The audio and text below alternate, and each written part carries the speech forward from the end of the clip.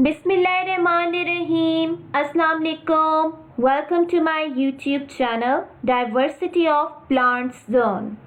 In this channel, you will get every information related to the plants and their diversity throughout the world.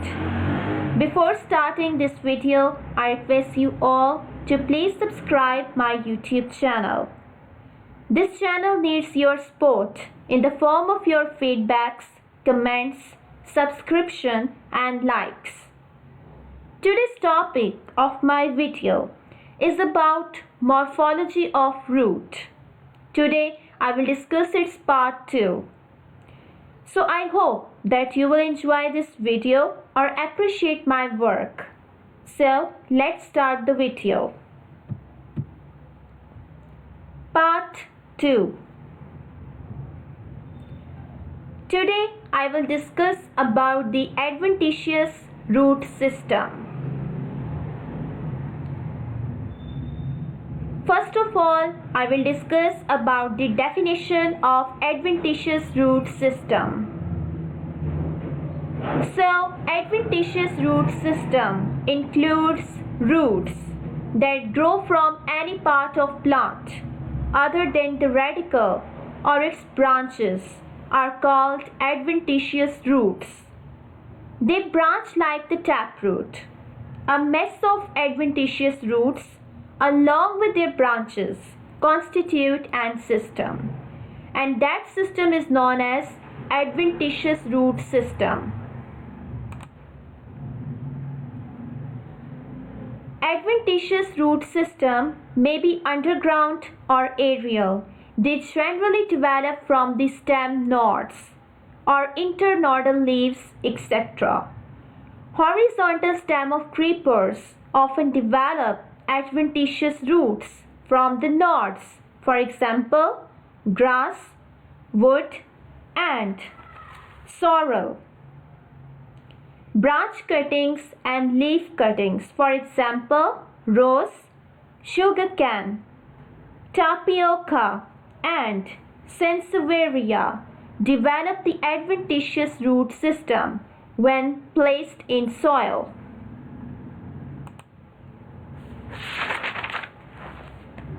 In coleus, the cuttings develop adventitious roots on being partially immersed in water.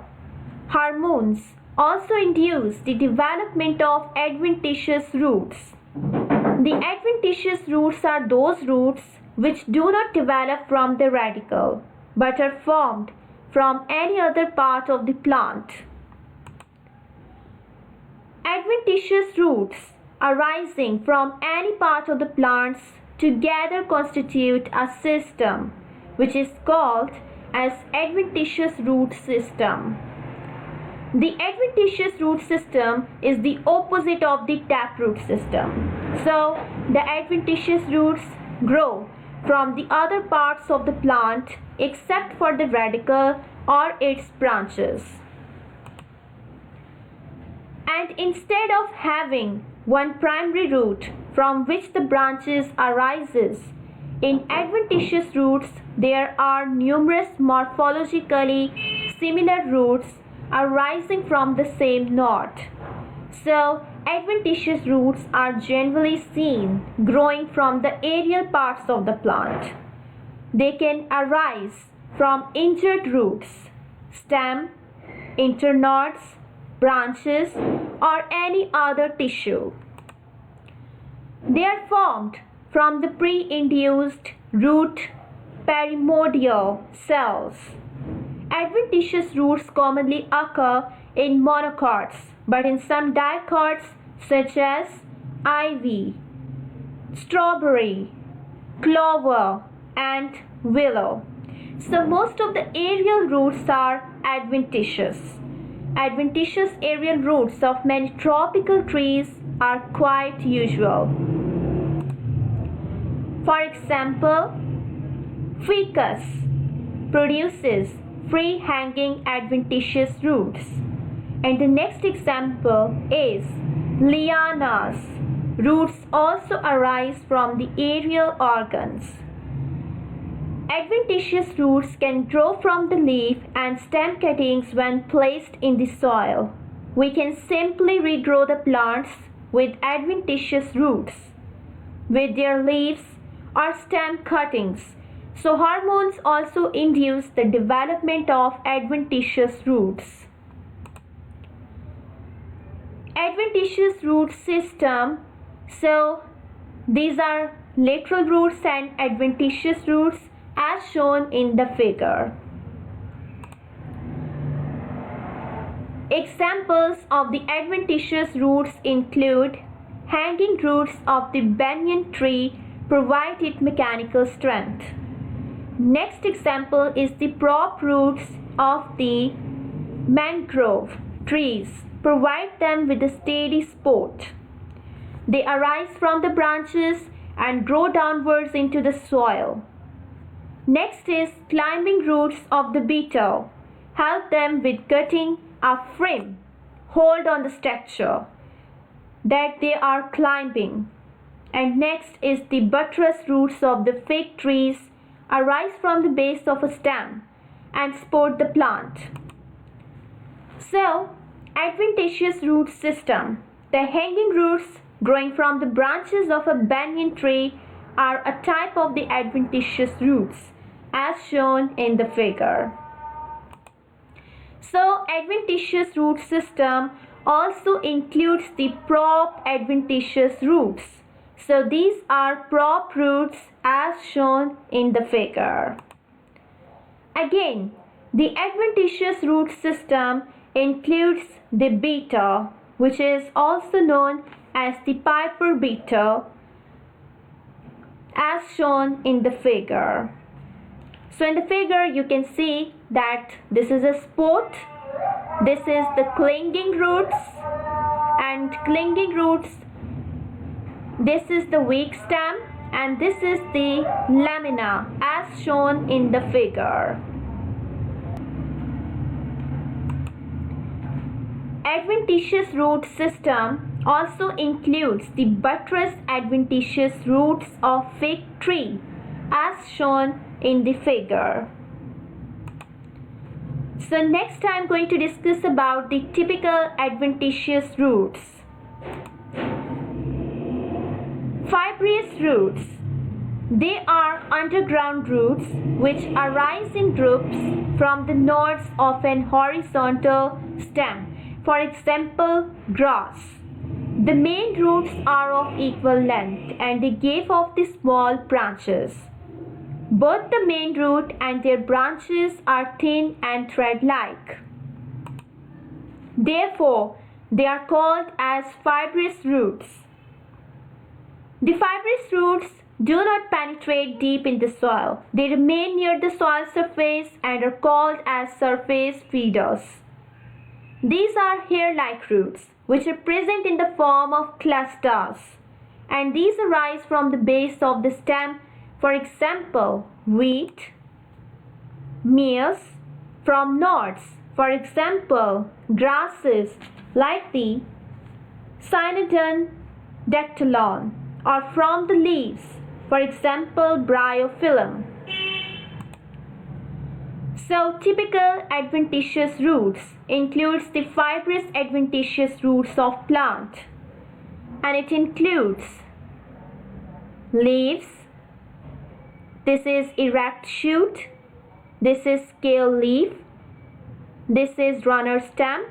This is soil, and this is fibrous adventitious roots, as shown in the figure. So next I am going to discuss about the modifications of adventitious roots.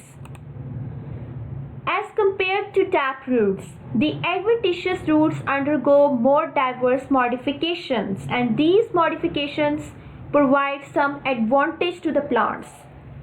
Adventitious roots are modified for mechanical support, climbing, clinging, and perform the other vital functions.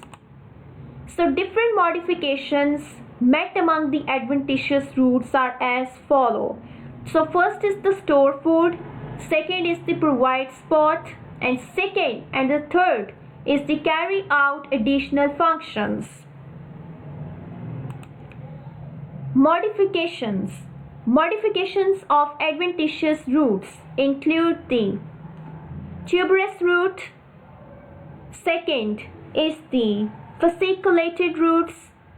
Third is moniliform root. Fourth is the annulated root. And fifth is the nodulous root as shown in the figure. So, storage of food is the first modification of adventitious root, and it includes the fleshy adventitious roots.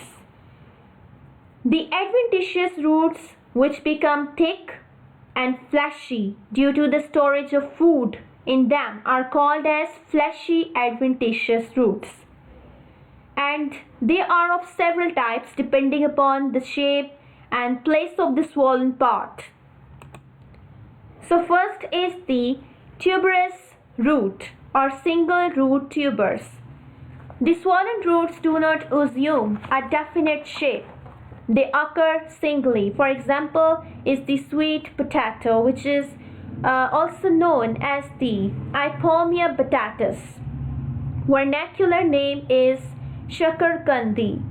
In some plants, the underground adventitious roots become tuberous due to the accumulation of food in them, and these are called as root tubers. For example, in sweet potato.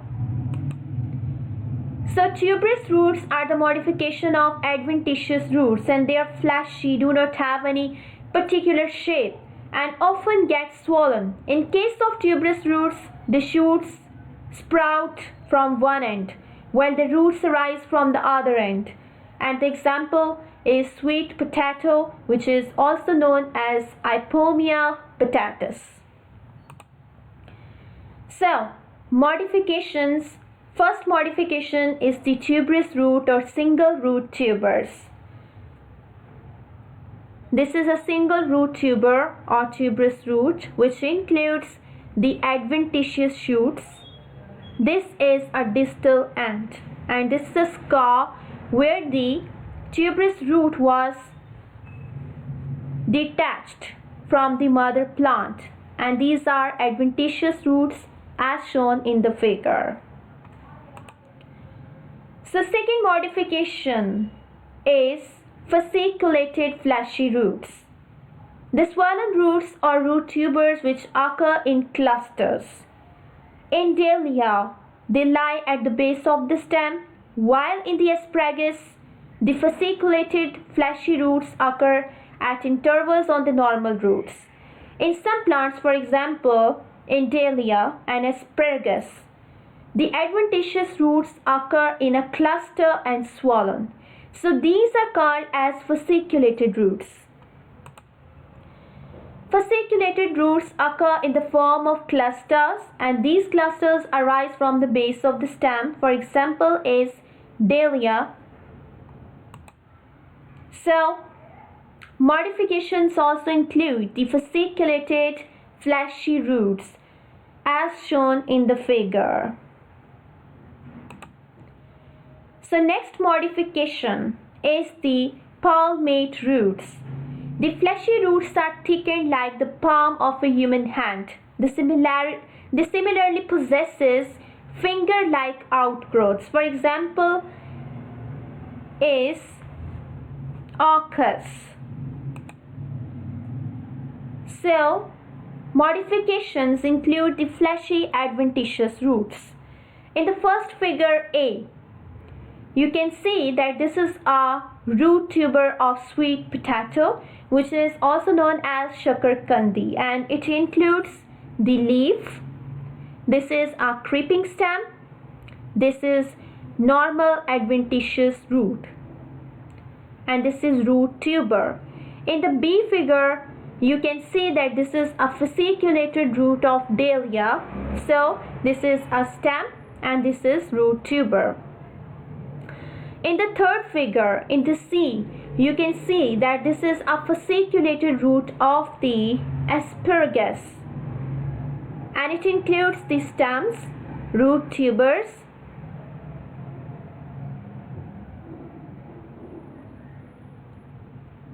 Again, the root tubers are here. So in the fourth figure, in the D, you can see the palmate root of the orchids, and it includes the normal adventitious root. And these are the branches of the palmate fleshy root as shown in the figure. So next modification is nodulous roots. In nodulous roots, the swelling occur only near the tips. For example, is curcuma amada, which is also known as the mango ginger. And next is the maranta, which is also known as arrowroot and turmeric. In some plants, the apices of the adventitious roots become swollen due to the storage of food and appear like beads. So such roots are called as nodulous roots, for example in the Costus speciosus. Nodulous roots are the modification of adventitious roots which are swollen at the apex or tips, and they possesses a characteristic shape. Example is the turmeric, which is also known as curcuma longa. So modification also includes the nodulous roots as shown in the figure. So next modification is the moniliform or beaded roots. The roots that are swollen at the regular intervals like the beads of a necklace. For example, the basal, which is also known as the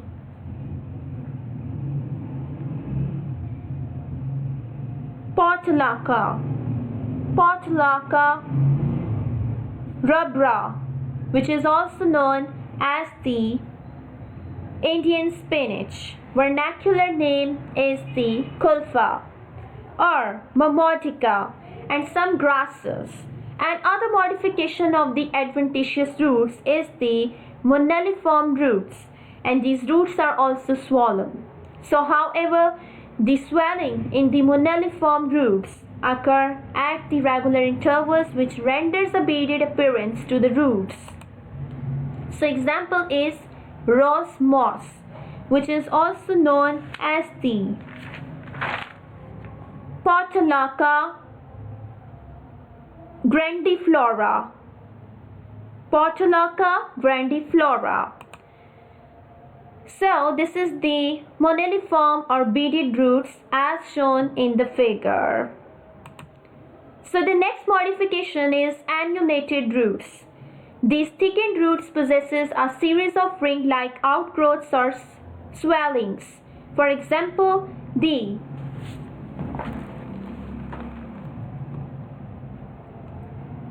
cephales or psychotria, which is also known as ipecac. In this type, the roots give an appearance of as if discs have been arranged in stacks. For example, in ipecac, in this type of modified adventitious roots, a series of outgrowths which resemble the shape of the rings are present on the body. The series of these outgrowths looks like discs stacked one above the other. For example is ipecac, which is also known as cephales ipecacuana.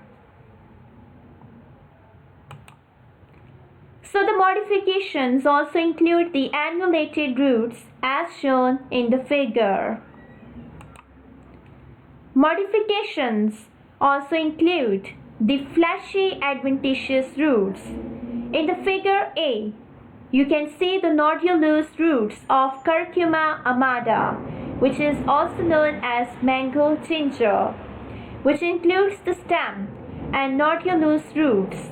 In the figure B, you can see the moniliform roots of the mamotica, which includes the stem, and these are moniliform root. And in figure C, you can see the moniliform roots of a grass, which includes the bead-like swellings. And in the figure D, you can see the annulated root of Ipecac, which includes the annulated roots as shown in the figure. So the next modification is according to provide the mechanical support, and it includes the prop or pillar roots. So they are thick, pillar-like adventitious roots which grow from and support heavy horizontal branches of banyan tree. So initially these roots are aerial and hygroscopic, and they become red in the moistened state. Root caps are present at their tips. As the roots reach the soil, they become thick and pillar-like. The main trunk of the tree often becomes indistinguishable.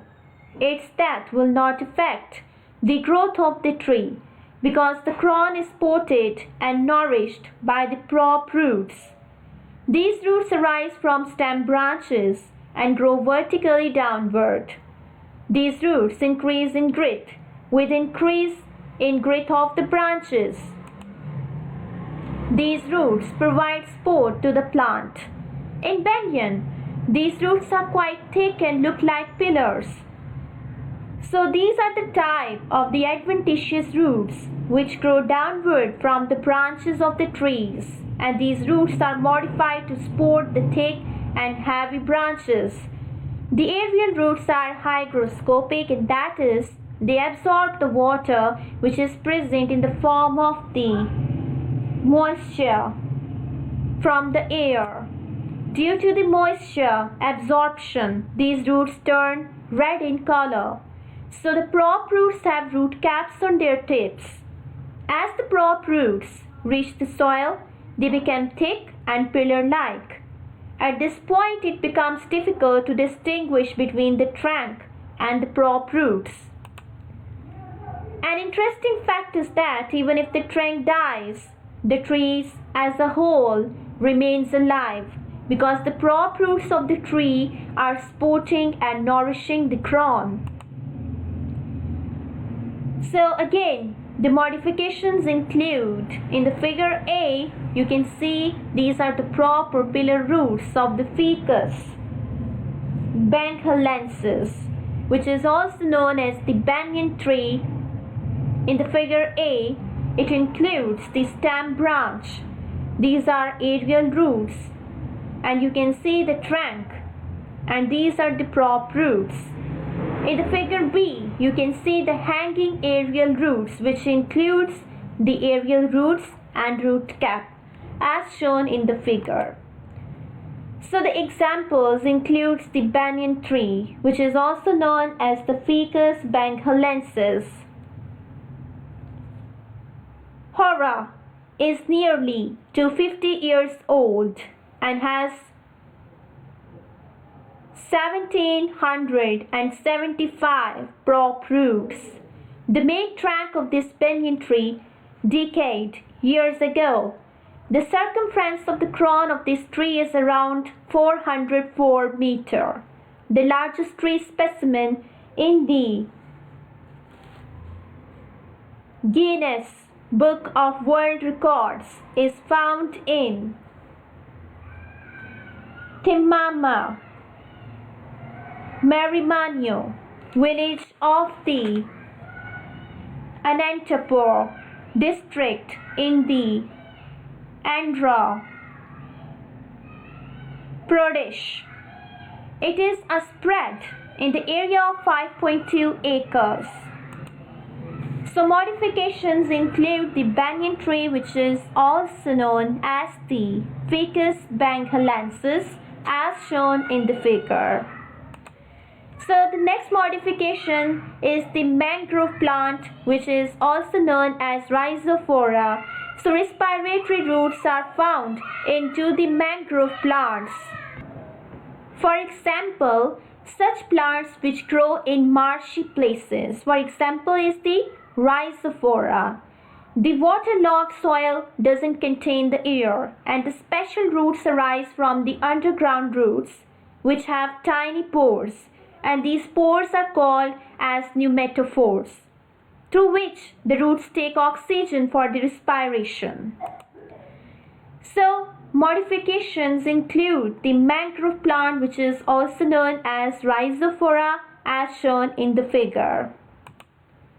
So the next modification is the stilt roots, and which are also known as the brace roots. They are short but thick sporting roots which develop obliquely from the basal nodes of the stem. In sugarcane, maize, and Pennisetum and Sorghum, the stilt roots grow in whorls. After penetrating the soil, they develop the fibrous roots which hold the soil firmly to provide support to the long and narrow-jointed and unbranched stems, culms, like the ropes of pole or tent. Additionally, they allow for better absorption of water and mineral salts. In screw pine and pandanus, adventitious, the stilt roots develop only from the lower surface of the oblique stem to provide the support. So being one-sided, they are also called as the prop roots.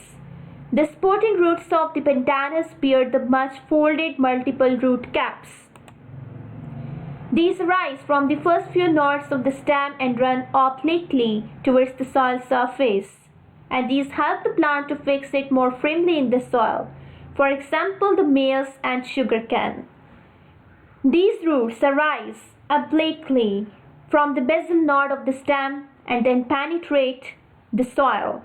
These roots are short but thick and are modified to support the plant. After penetrating the soil, they get modified into the fibrous roots and help in water and mineral absorption. So the examples are sugarcane, which is also known as the sacrum officinarum. Next example is the maize, which is also known as zea maize. Third example is fountain grass, which is also known as the Pennisetum cetaceum. And the fourth example is sorghum, which is also known as the sorghum bicolor. And the fifth example is screw pine, which includes and which is also known as pandanus adventitious. So the modifications include the stilt roots of maize, which includes the node, aerial adventitious roots, internode, node, stilt roots, soil, fibrous adventitious roots, as shown in the figure. These are stilt roots and which are also known as the brace roots as shown in the figure. So the modifications also includes the pandanus, showing the oblique stem and supporting roots having the multiple root caps, which includes the leaves, oblique stem in the figure A. It also includes the supporting roots, but in the figure B, you can see the multiple root cap as shown in the figure. So the next modification is the clinging or climbing roots. First of all, I will define the clinging roots. So some plants have roots which twine around the support like the tendrils. For example, in some species of ficus and Hedera helix. And next I will define the climbing roots. And these roots penetrate into the cracks and surfaces of the sport and hold the plant firmly, for example in beetle plant and epiphytic orchid species. So these are non-absorptive adventitious roots which are found in climbers, and they may arise from the nodes, for example Tecoma, beetle, internodes, for example Ficus pumila, or both, for example ivy.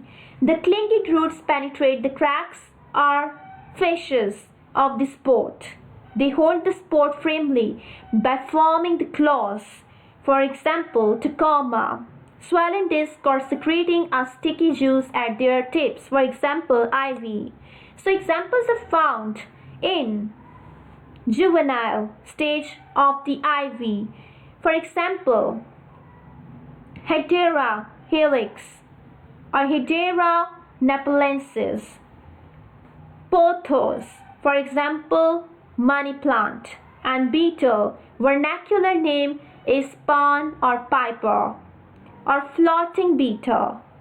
Black pepper, which is also known as Piper nigrum, and Tacoma. So these roots are found in climbers, plants climbing on the various textures.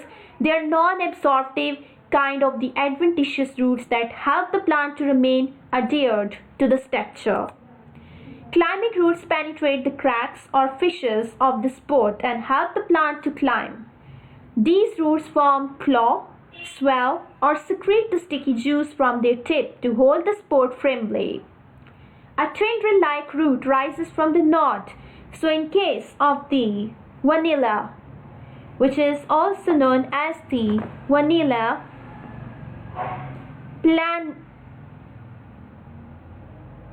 planifolia, vanilla planifolia plant. Therefore, they are known as the tendrilar roots. The climbing adventitious roots may also sprout from each node and get branched. Such types of climbing adventitious roots are also known as clinging roots. Examples include Tacoma, which is also known as the Tacoma stance, and beetle, which is known as the piper beetle. Roots arise from the nodes. And the second example is the climbing fig, which is also known as Ficus pumila. So the roots arise from the internodes. Next example is the ivy Hydera. So the roots arise from the nodes and internode. The tip of the roots secrete the sticky juice to hold the structure firmly. And fourth example is Tacoma, which is also known as Tacoma stance. Roots from the claws for climbing. And the next modifications also include climbing or clinging roots. In the figure A, you can see the Hedera nepalensis, which also includes the ivy and juvenile stage. In the figure A, it includes the leaf, internode, knot, and the weak stem. And clinging adventitious roots are also included in it. So, in the figure B, you can see the beetle, piper beetle, which is also known as pan, and it includes the spot, weak stem, clinging root, and lamina. In the figure C, you can see the pothos, which is also known as money plant, and it includes the weak stem, leaf, and adventitious root. In the figure D, you can see the Tacoma campsis, radicans, and trumpet flower, and it includes the weak stem, clinging root, leaflet, as shown in the figure. So these are again the modifications. In the figure A, you can see the stem tendrils which help the plant to climb up a spot. And it includes the stem tendril, this is weak stem, and this is the bamboo stick for the spot. In the figure B, you can see the leaf tendrils which also help the plant to climb up a spot. And it includes the leaf tendril, this is leaf, and this is bamboo stick for spot, and this is weak stem as shown in the figure. So the modifications also includes the climbing roots as shown in the figure. Next modification is the buttress roots. So these are laterally compressed and vertically elongated roots that provide the extra support to the stem. For example, in rubber plant and in almond plants. So buttress roots develop at the base of the stem and help in maintaining the structural integrity of the plant. And the basal part of the stem, which is vertically elongated, spreads in different directions in the soil. So this type of modified adventitious roots gives an appearance of planks.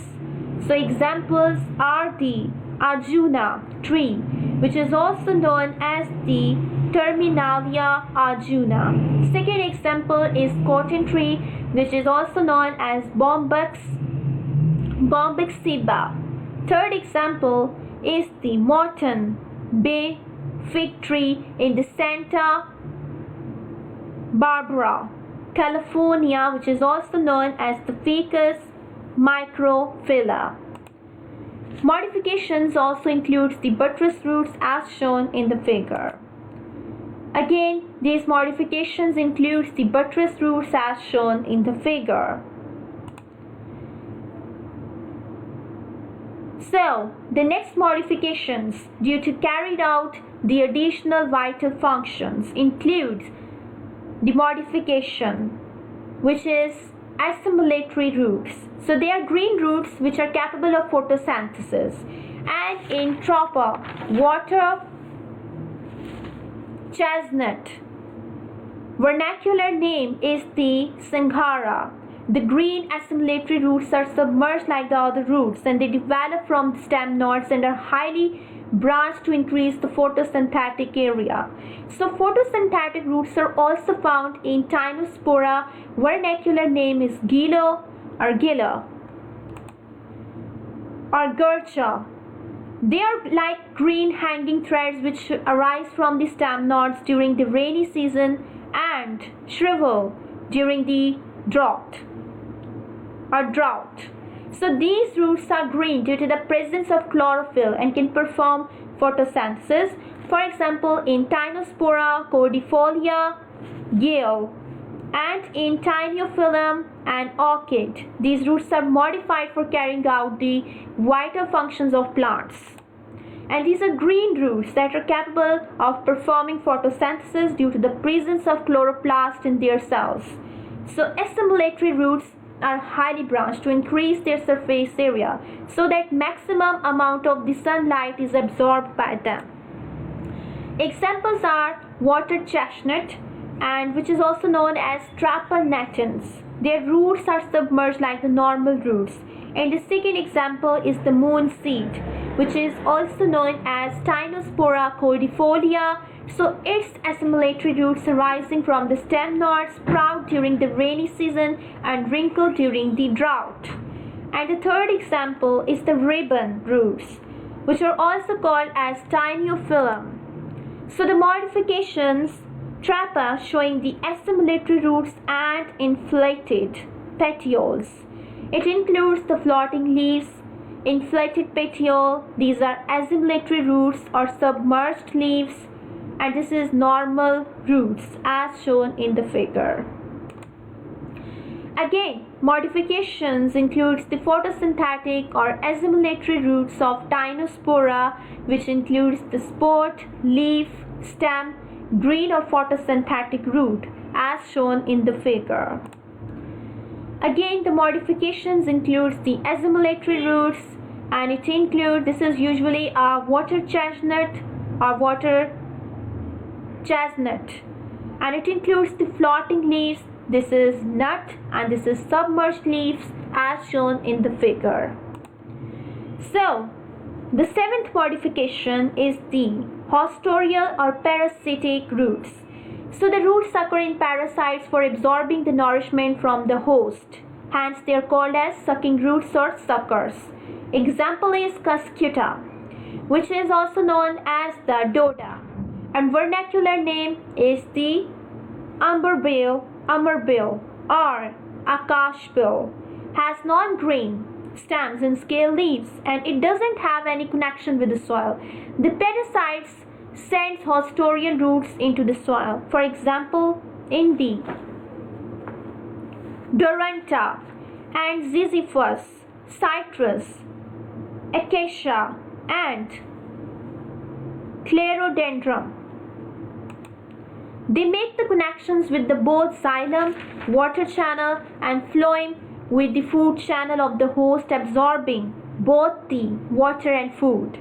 The partial parasite of the viscum, which is also known as the mistletoe or mistletoe, is green. Mistletoe is green. It sends a primary hostorium into the host, from which the secondary hostoria arise, making the connections with the xylem channels of the host for absorbing the water and mineral salts only. In order to absorb the nutrients from the host, the parasites develop the microscopic roots, which are known as sucking roots. Since they are also found in non-green parasitic plants, and they are also known as hostoria. So the sucking roots sprout from the nodes and penetrate deep into the conducting tissues of the host to obtain the nutrients. So examples are dota, which is also known as cuscuta, and the next example is mistletoe, which is also known as the viscum album.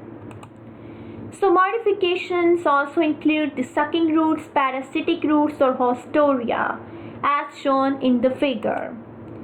So modifications includes the cuscuta. In the figure A, you can see a parasite on the host, and figure A includes the flowers, hostorial roots. This is parasite and this is host. In the figure B, you can see the part of cuscuta on host showing the flowers and hostoria.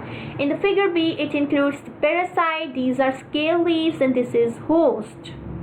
In the figure C, you can see a stem of cuscuta which is showing the hostoria. So in the figure C, it includes the hostorial roots and these are scale leaves. In the figure D, you can see the stem of the host showing the pores or holes through which the hostoria had entered. So these are pores as shown in the figure.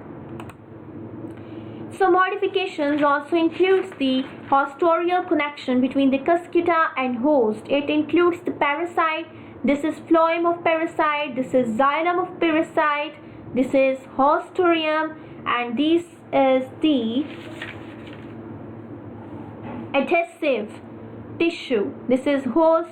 This is phloem of host, and this is xylem of host, as shown in the figure. So the next modification is the epiphytic or aerial roots, and which are also known as hygroscopic roots. The roots occur in epiphytes. So epiphytes are actually the plants living on the surface of other plants for shelter and space only. Hence are also called as the space parasites. So epiphytes bear the three types of roots. First are clinging roots, which helps for fixation. Second are absorbing the material like the mineral salts and moisture from the dust collected on the bark. And the third type is hygroscopic aerial or epiphytic. So the aerial or epiphytic roots are thick, irregular, and hang down in the air. They do not have the root caps and root hairs. Instead, they possess a covering of dead spongy tissue which is known as velamen. With the help of velamen, the epiphytic roots are able to absorb water from the moist atmosphere, dew and rain. For example, the vanda and dendrobium. Such roots are found in some epiphytic orchids. So these roots possess the special spongy tissues at their apices. So this tissue is termed as velamen. It has the capability of absorbing and retaining the moisture. So the roots help in absorbing the moisture from the air. These are the type of adventitious roots that are present in epiphytes, that is on those plants that live on other plants for shelter and nutrition. So epiphytic roots are irregular in shape and hang down the surface of the other plants, and these roots do not possess a root cap, and instead they have a covering of a dent of a dead spongy tissue which is known as the velamen. So epiphytic roots are hygroscopic in nature, that is they absorb water present in the form of moisture from the air with the help of the velamen. So epiphytic plants possesses two types of roots, for clinging or fixation and for absorption of mineral salts and moisture from the dust collected on the bark. So examples are orchid, which is also known as the Orchidaceae. Next example is Vanda, and the third example is Dendrobium, which is also known as the Dendrobium aggregatum. So the modifications also includes the anatomy of orchid root. Monocot Orchidaceae is its family. In the figure A, you can see the transection of root diagrammatic. In the transection, you can see this is endodermis, this is stele, this is cortex, this is velamen, and this is exodermis. In the C figure, you can see the velamen and exodermis, which is enlarged. So in the C figure, this is the fibrous thickenings as shown in the figure. In the figure B, you can see the transection of Dendrobium orchid root showing the detailed structure. And in the figure B, you can see that this is a limiting layer.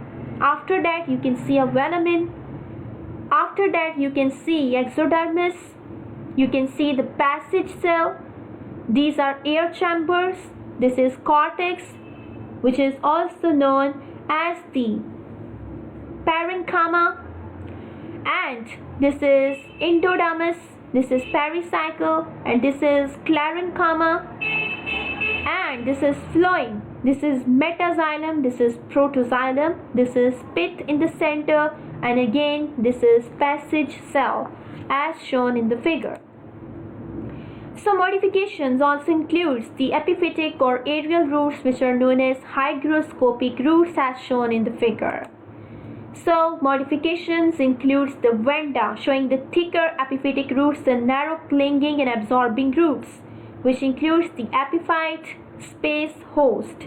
These are clinging roots, this is debris, and this is absorbing roots, and this is epiphytic hanging roots as shown in the figure. So the next modification is floating roots, which are also known as root floats. They occur in Jeshia, which is also known as Ludwigia. Here a number of adventitious roots arise from each knot. So some of them store air, become inflated, project out of water, making the plant light and function as floats. The root floats help the plant in floating on the surface of water. So they also help in gaseous exchange. Hence also the respiratory roots. In some aquatic plants, the roots arise from the nodes, and these roots are spongy in nature and look like a cotton ball. These roots provide the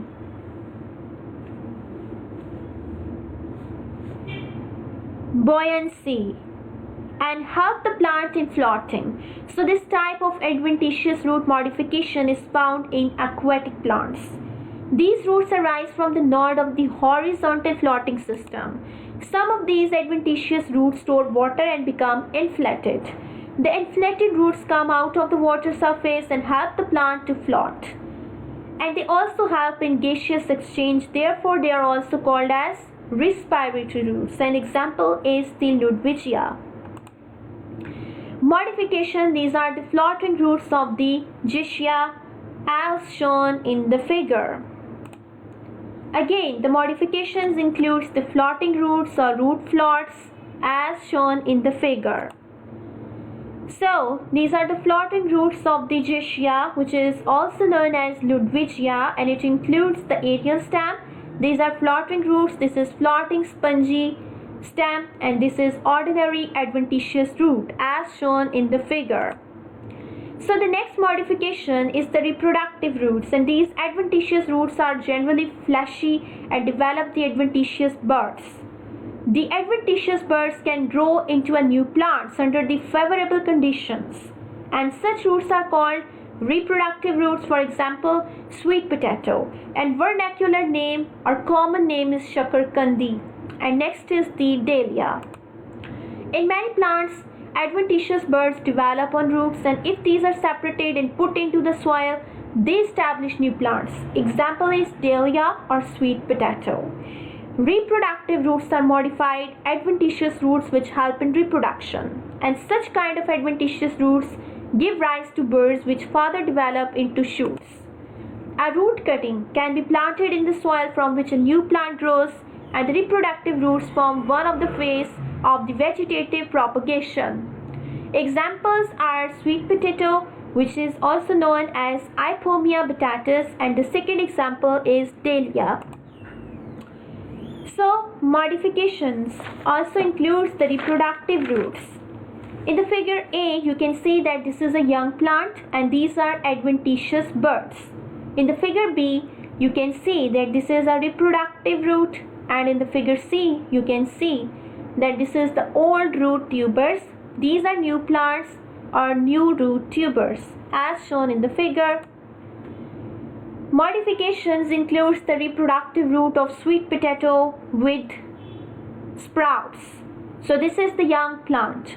This is root tuber and these are adventitious buds as shown in the figure. So the next modification is the contractile roots.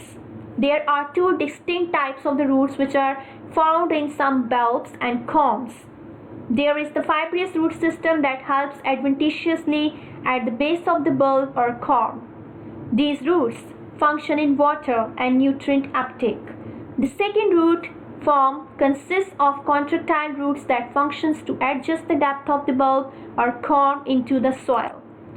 So these thickened roots expand and contract to pull the bulb or corm down to its proper soil depth. Certain plants with the underground stems possesses these special roots that can contract and move the rhizome, bulb or corm more deeply into the soil. So, for example, is the gladiolus and polygonatum. Contractile roots are found in many plant species, mainly at the base of an underground organ, bulb, corm, and succulent, rosette, etc. The contractile roots continually pull the plants deeper into the ground as the stem elongates so that it remains subterranean or at an appropriate level in the ground. Contractile roots are usually broad, fleshy, vertical, tapering, wrinkled looking and very distinct of the rather cylindrical fine absorbent roots and are capable of incredible effort. In most of the cases, the contractile roots are not only produce a strong pulling force but also push away the substratum and create a soil channel in which the plant movement is made easier. For example, in Hygroscopic, the fleshy contractile roots swell with the moisture in the wet season, creating a space in the substrate.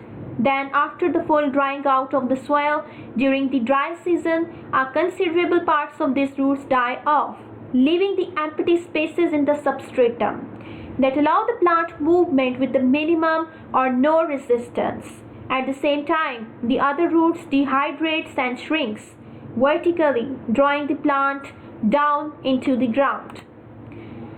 This is repeated, early permitting the top of the plant to remain constantly at the soil level. So modifications also includes the contractile roots of the Hygroscopic, Emily variety Comptonayana, which pull the plant deeper into the soil to protect the plant from the sun and heat during the dry season, as shown in the figure. So the modifications includes the contractile roots of lily as shown in the figure. So again, the modifications includes the contractile roots. This is a corm and these are contractile roots. In the second figure, you can also see the contractile roots as shown in the figure. So the 12th modification is the mycorrhizal roots. So mycorrhizae refers to the symbiotic association of a fungus with a higher plant, and the mycorrhizal roots are present, a classic example of a mutual association between a fungus and roots. The nutrients from the soil are absorbed by the fungus. The plant in turn supports the fungus with the organic food. The mycorrhizal roots are short roots which exhibit the association with the soil-borne fungus. And the mycorrhizal roots are of two types. So first is the ectotrophic roots. In these roots, the fungus penetrate between the cell walls of the cortex, forming a mantle of fungal hyphae around the root, for example in Monotropa. And the second form, endotrophic roots. In these roots, the fungus enters the cortical cells, and the mantle found in ectotrophic roots is not found in these roots. For example is the Neotia, and the next example is Epipogon. Examples include the pine, which is also known as the Pinus sabiniana, and the second example is Monotropa. Third example is the snow plant, which is also known as the sarcodes. So modifications also includes the mycorrhizal roots. These are the mycorrhizae, and this is the root as shown in the figure. So modifications includes the roots with or without mycorrhizal fungus. So these are the roots without mycorrhizas, and this is a root with the mycorrhizas. Again, these are the roots with no mycorrhizas, or these are the roots with the mycorrhizae as shown in the figure. So the modifications includes the endotrophic mycorrhiza and ectotrophic mycorrhiza. You can see that the first form is the endomycorrhiza. In endomycorrhiza, you can see that the root cells of the plant's cross sections includes far more common type. This is the far more common type. So in endomycorrhizas, the hyphae penetrate the root cells. You can clearly see this figure. And in the next section, you can see that this is the ectomycorrhizae. In this case, the hyphae do not penetrate the root cells, as shown in the figure. Next, I am going to discuss about the difference between the prop roots and stilt roots. First, I will discuss the difference of prop roots, and then I will discuss the difference of stilt roots. Prop roots. So prop roots develop from the upper part of the stem, especially the horizontal branches. Stilt roots develop from the basal nodes of the main stem. Prop roots. The roots are quite long. Stilt roots. They are comparatively short. Prop roots. Prop roots pass down into the soil in a vertical position. Stilt roots. The roots develop obliquely at an angle to the stem. Prop roots, they provide support to the plant like pillars or poles. Stilt roots. Stilt roots provide the support like ropes of a tent or pole. Prop roots. Young prop roots are hygroscopic. Stilt roots. Young stilt roots are non-hygroscopic. Prop roots. Prop roots are quite thick and massive. Stilt roots. Stilt roots are comparatively little thick or massive. Prop roots. They can replace the trunk or main stem. Stilt roots, main stem is seldom replaced. So the example of the prop root is the banyan, and the example of the stilt roots is the maize and the sugarcane. If you like my video, please subscribe to my YouTube channel and press the bell icon as well for further notifications and updates. Thanks for watching. Thank you so much for your time and appreciation.